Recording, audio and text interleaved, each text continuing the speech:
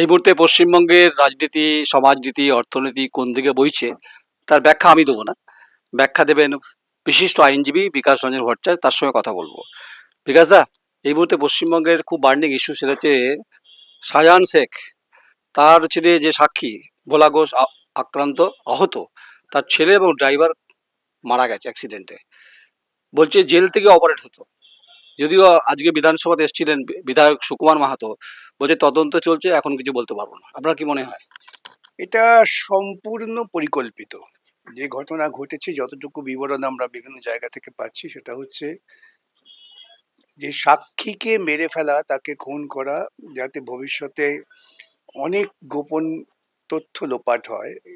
এটা চিরকালই অপরাধীদের একটা কৌশল। দেখবেন উত্তরপ্রদেশে এরকম যখন গন্ডগোল হয়, যারা সাক্ষী থাকে তাদের এরকম ট্রাক দিয়ে মেরে ফেলা হয়, কোনো কারণে গুলি টুলি করে মেরে ফেলা হয়। শেখ শাহজাহান তৃণমূলের এত বড় সম্পদ, মনে থাকতে পারে যখন ইডি গিয়েছিল, সেই ইডিকে কিভাবে ধোলাই করে দিয়েছিল। কিন্তু আশ্চর্য, তারপরেও কেন্দ্রীয় সরকার চুপচাপ নীরব ছিলেন। এতে ওরাও বুঝে গেছে যে শেখ শাহজাহানকে নিয়ন্ত্রণ তো রাজ্য পুলিশ করবেই না, করতেই পারে না, কেন্দ্রীয় প্রশাসনও খুব একটা তাকে আহ, সমঝে চলতে হয়।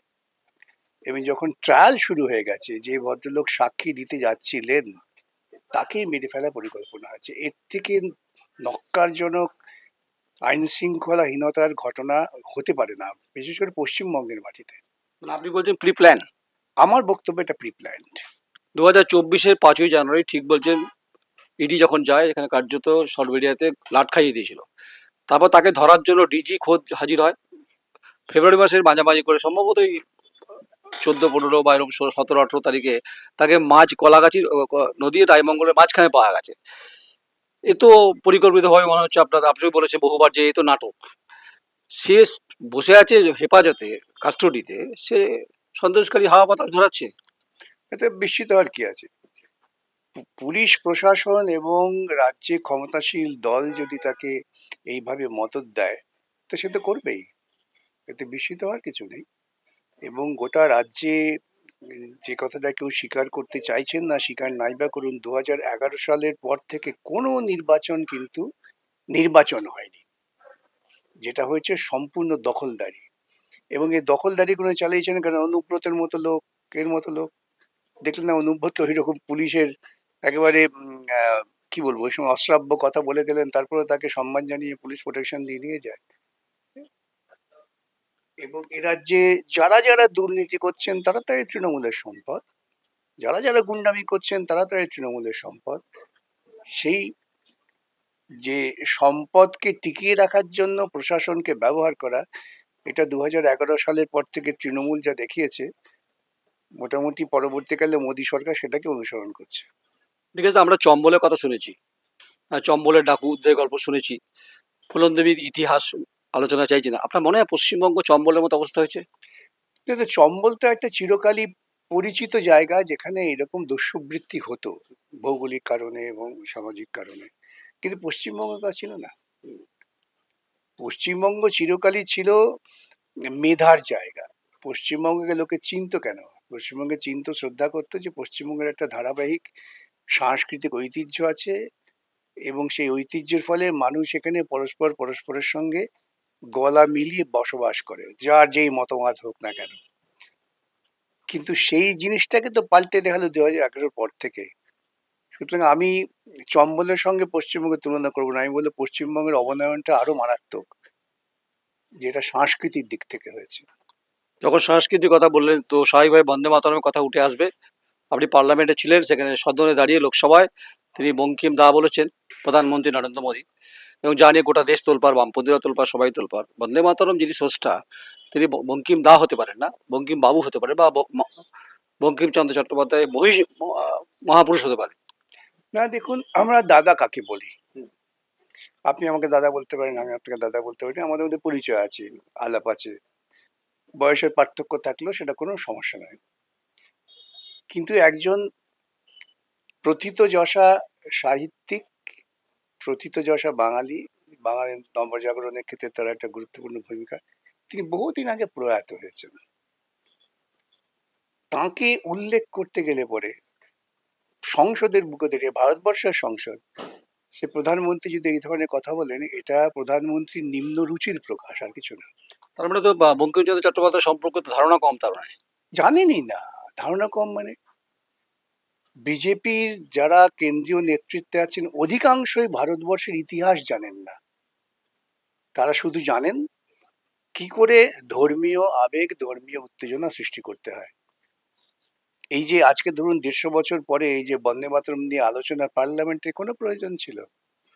আলোচনাটা করলেন কেন প্রধানমন্ত্রী? কিন্তু দেশের ঐক্য বৃদ্ধির জন্য করলেন না।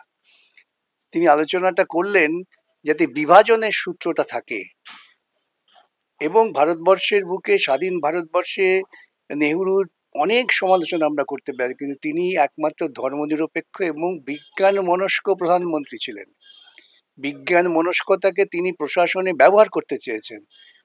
তিনি ভারতবর্ষের শ্রেষ্ঠ বিজ্ঞানীদের ডেকে পরিকল্পনা করেছেন সেটাকে আক্রমণ করা, যেটা হচ্ছে মূলত হিন্দুত্ববাদী ধর্মীয় কুসংস্কারমূলক অবৈজ্ঞানিক চিন্তা, সেটাকে লালনের জন্য এটা করেছেন, আর কিছু না।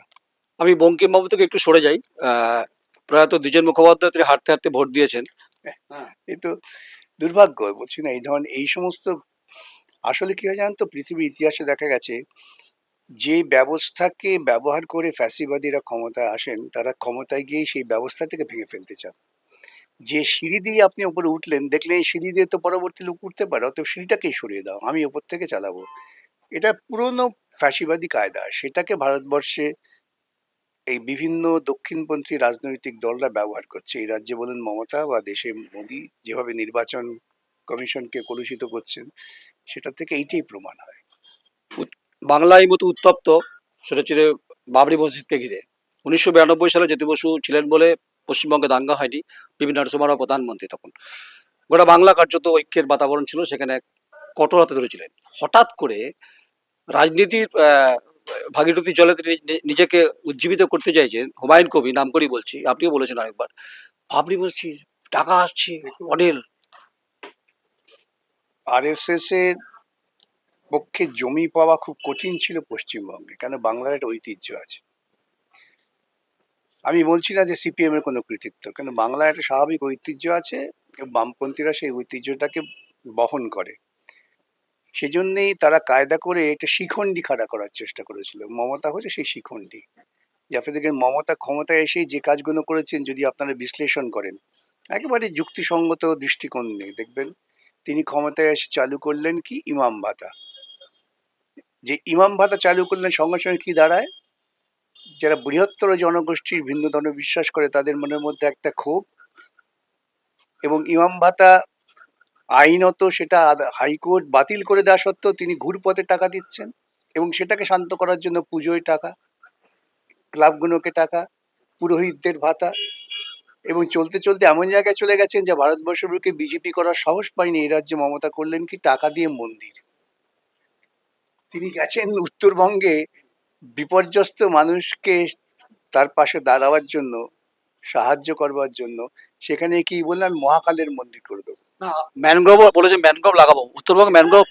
সেটা তো বাদ দিন, আমি সেই অজ্ঞতার নিয়ে কোনো মন্তব্য করতে চাই না। তিনি তিনি তার অজ্ঞতার পরিচয় বহুবার দিয়েছেন, এটা নিয়ে আজকাল স্কুলের ছেলেরা পর্যন্ত হাসি ঠাট্টা করে, আমি সেটা নিয়ে বলছি না। কিন্তু আমি বলছি যে দৃষ্টিভঙ্গি, যে প্রশাসনটাকে আপনি সম্পূর্ণ ধর্মীয় কাজে লাগাচ্ছেন, এতে সুবিধে পাচ্ছে কে?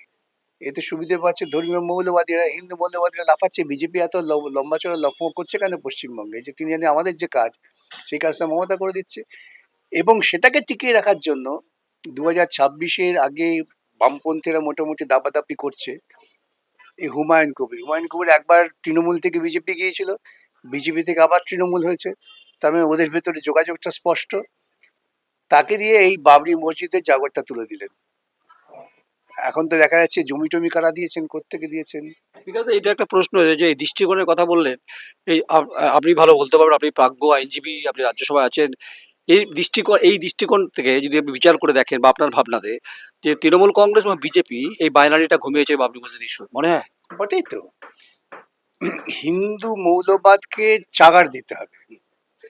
চাগারটা কিভাবে দেবেন? যদি মুসলিম মৌলবাদকে চাগার দিই, জানবেন যে সংখ্যালঘু মৌলবাদ এবং সংখ্যাগুরু মৌলবাদ এই দুটো যদি করে বৈজ্ঞানিক নিয়মে সংখ্যাগুরু মৌলবাদের কিন্তু ক্ষমতাটা অনেক বেশি হয়ে যায়।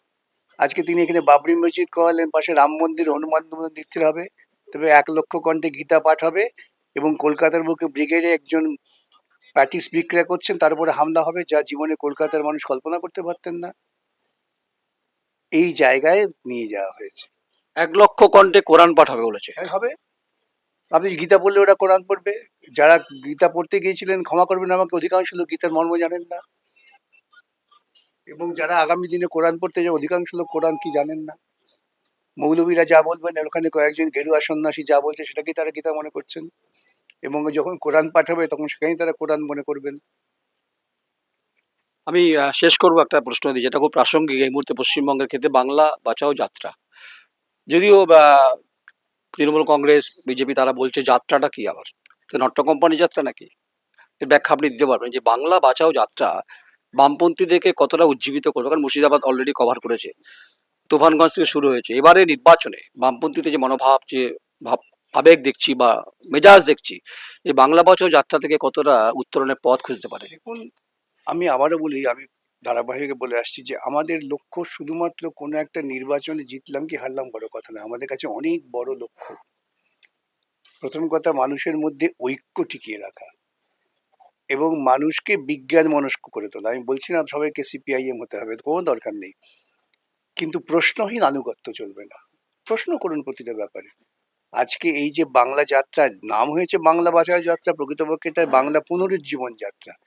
যে বাংলাকে আমরা দেখে অভ্যস্ত, আমরা গর্ব করি, রামমোহন, বিদ্যাসাগর, রবীন্দ্রনাথ, মাইকেল, নেতাজি সুভাষ বোস, জ্যোতি বসুর বাংলা, সেই বাংলাটাকে আমরা দেখতে চাই।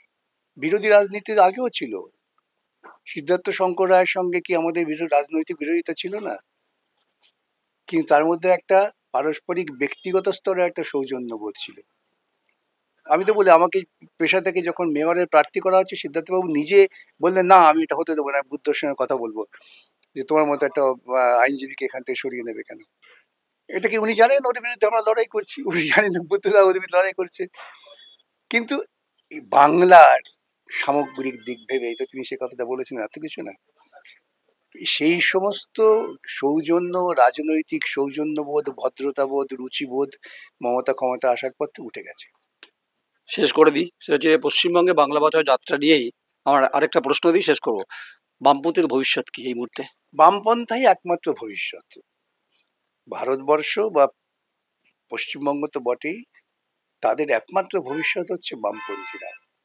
সুতরাং বামপন্থার ভবিষ্যৎ হচ্ছে গোটা ভারতবর্ষের মানুষকে সংগঠিত করে, এই যে অর্থনৈতিক বৈষম্য বাড়ছে, আপনারা দেখেছেন তো, গতকাল না পরশু দেখেন রিপোর্ট বেরিয়েছে, সবই তো আদানি আম্বানির কাছে চলে যাচ্ছে, ভারতবর্ষের মানুষ তো ভিখিরি হয়ে যাচ্ছে, মানুষের জমানো টাকা থাকছে না। এই যে অর্থনৈতিক অসাম্য, তার বিরুদ্ধে মানুষকে সংঘবদ্ধ করা। অনেক কথা হলো, সংক্ষিপ্ত পরে হবে। বামপন্থীরাই আগামী দিনের ভবিষ্যৎ, এরা বর্ষিয়ান বামপন্থী নেতা বিকাশ রঞ্জন ভট্টাচার্যের মতামত। পশ্চিমবঙ্গ এই মুহূর্তে বিতর্কের শিরোনামে শাহজাহান শেখের সাক্ষী, ছেলের মৃত্যু, ড্রাইভারের মৃত্যু, সন্দেহ প্রকাশ করছে, সন্ধিয়ান হচ্ছে।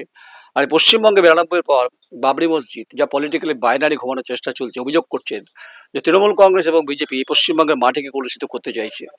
আর এবারে নির্বাচনে বামপন্থীরা 26-এ কি করবে, মীনাক্ষী, আবাস রায়চৌধুরী, মোহাম্মদ সেলিম রয়েছে, বিকাশ দা রয়েছে, অনেকে রয়েছে, সেটা দেখার আছে বামপন্থীদের কাছে। এই সব মিলিয়ে পশ্চিমবঙ্গে এই মুহূর্তে নানান ইস্যুতে চর্চিত আলোচনার বিষয়। আজ এই অবধি থাক। নমস্কার, আমি নয়ন রায়, আমার চিত্র সাংবাদিক ঐন্দ্রিলা ব্যানার্জি।